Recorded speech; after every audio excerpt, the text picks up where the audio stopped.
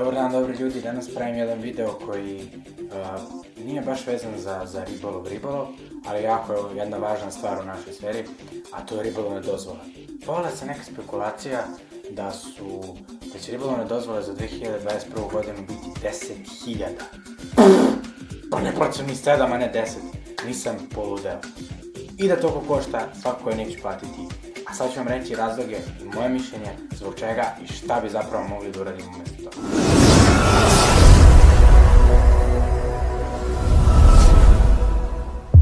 Spekulacija da će dozvole biti 10.000. Za šta? Za šta ja da platim 10.000? Ali Petre, ti si krivolovac, ti ne plaćaš dozvolu, mi svi plaćamo dozvolu. Molim?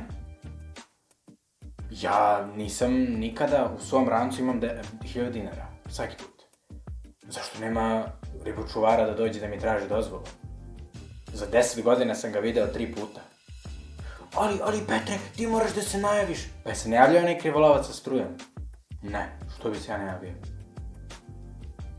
Znači, tako iskustva sam imao da dođe ribočuvar da me maltretira zato što koristim silikonca u sred mresa smuđa.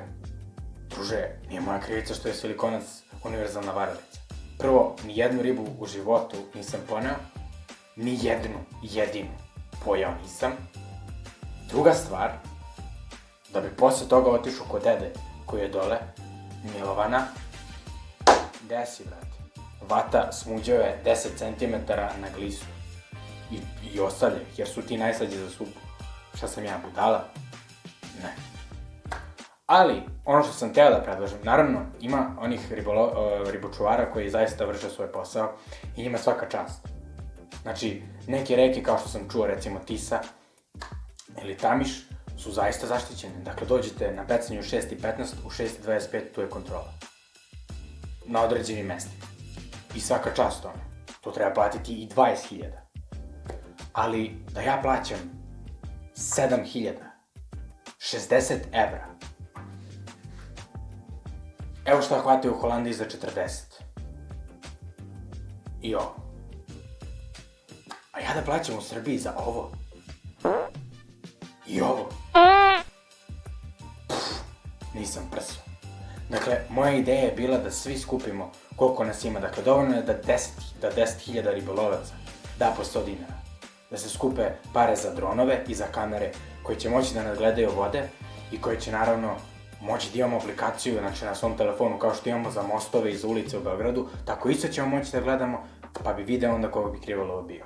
Dakle, nema ljudskog faktora, nema kupiš mu pivo, on je tebi drug, mislim na ribočuvare, i kraj priče.